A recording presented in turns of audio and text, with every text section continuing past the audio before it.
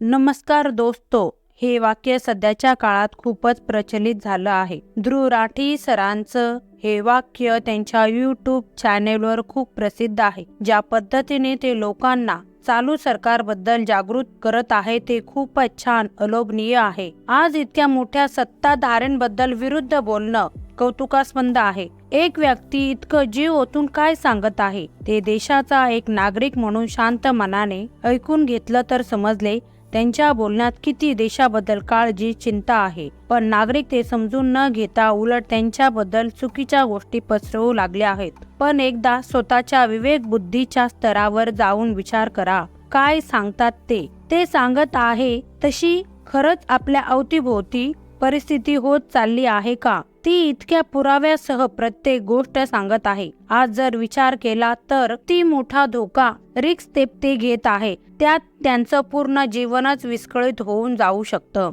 तरी ते शक्य त्या गोष्टी आपल्यापर्यंत कोणत्याही विचार न करता पोहोचवत आहे. सर्वच लोक गप्प बसून जगत आहे. चाललंय तसं चालू देत आहे. पण हा व्यक्ती प्रश्न विचारत आहे. त्यांना योग्य असा रोजगार द्या, त्यांना हक्क द्या.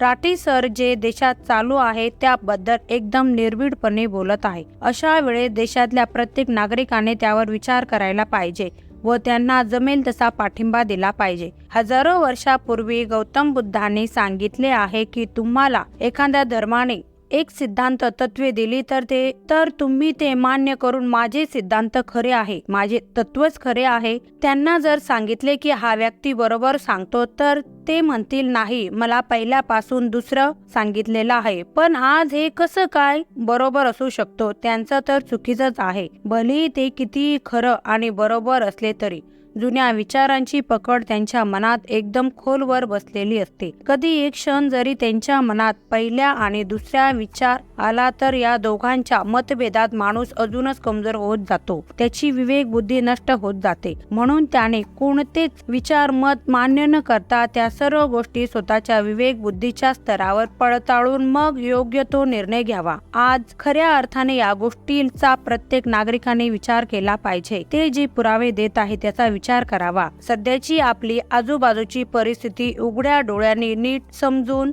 नीट पाहावी. खरंच देशाचं लोकतंत्र धोक्यात आहे का?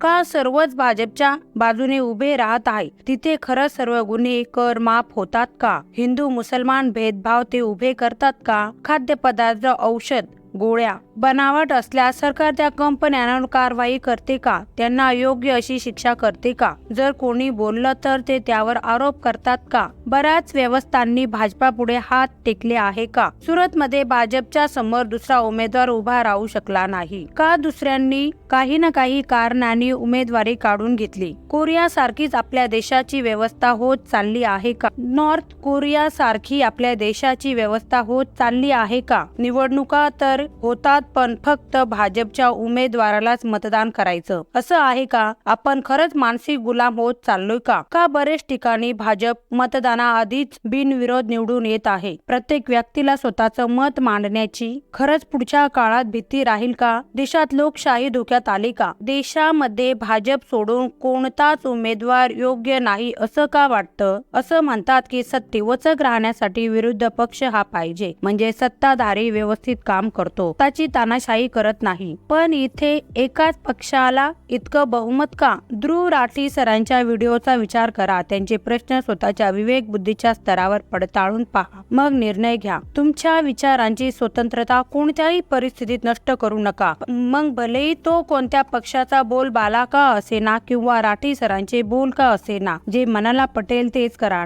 नाही तर राठी सर जो मुद्दा सांगतात तो सोडून त्यांच्याबद्दल शोधून वाईट गोष्टी काढत राहा. सध्या तर त्यांच्याबद्दल काही मिळालेलं नाही, पण जर चालू सरकारने तसं काही राठी सरांबद्दल कळालं तर त्याचं भांडवल वापर न करता तो व्यक्ती काय सांगत होता, कशाबद्दल आपल्याला जागृत करू पाहत होता, त्याचा पूर्ण विचार प्रत्येकाने करावा.